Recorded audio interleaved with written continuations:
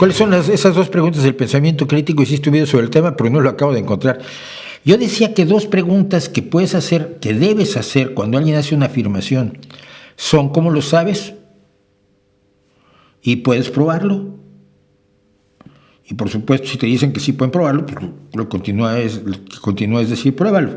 Es decir, que cuando la gente afirma algo, tiene que saber, tiene que poderte decir cómo lo sabe, cuál fue el procedimiento mediante el cual llegó a ese conocimiento. Es que lo leí en los evangelios, pues no es una fuente muy fiable.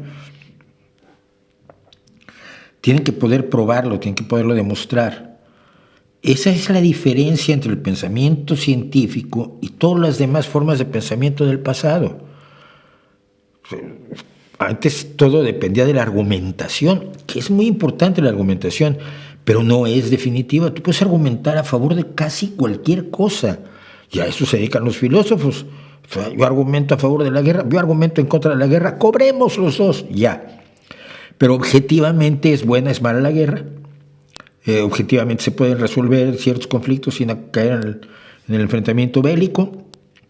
Si podemos demostrar cosas respecto de la realidad más allá de la argumentación, porque se puede argumentar en favor de todo, y se ha argumentado en favor de todo. San Pablo, el autor de las epístolas, el fundador de la iglesia cristiana en la forma en la que lo conocemos, argumentaba en favor de la esclavitud. Y argumentaba en favor de que las mujeres callaran y fueran sumisas. Son pasajes conocidos de sus epístolas. Entonces el hecho de que puedas argumentar algo no quiere decir que la argumentación sea, la conclusión de la argumentación sea verdad, por eficaz que sea la argumentación. Tienes que probarlo. Las mujeres son inferiores. Vale, demuéstralo. Bueno, no, es que mira, no hay tantas mujeres en la física nuclear como hombres. Ya, bueno, pero eso tiene razones. Entre otras cosas que hasta hace muy poco no se promovía que las mujeres estuvieran en la física, ¿no? Porque hay menos premios Nobel, pues sí, porque no practicaban la física, porque eran muy pocas las mujeres que practicaban la física. Se trata de que sean más. Pues no, demuestra su inferioridad, demuéstrame su inferioridad. Bueno, es que levantan menos pesas que los hombres. Sí, la gran mayoría sí. Bueno, las mujeres tienen una fortaleza física de media inferior a la de los hombres de media en su sociedad respectiva. ¿Sí? Vale. Pero eso no quiere decir que la mujer sea inferior en los elementos que verdaderamente importen. Porque entonces los bajitos somos inferiores a los altos y a los altos nos van a dominar. Y no es así. Entonces, puedes exigir pruebas de todo.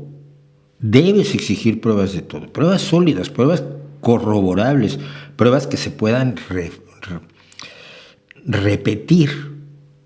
Es que hay un experimento en el que se demostró esto. Vale, ¿dónde está ese experimento? ¿Y quién lo ha repetido? A ver si a lo mejor se equivocó. La ciencia está consciente que puede equivocarse. Eso la religión y la filosofía nunca lo hacen. La ciencia está consciente de que puede tener resultados experimentales por un diseño incorrecto del experimento que lleve a conclusiones incorrectas. Y por lo tanto, pues, si el experimento lo repites 20 veces y te da todas el mismo resultado, ya puedes tener confianza de que el resultado es conocimiento certero, ¿no?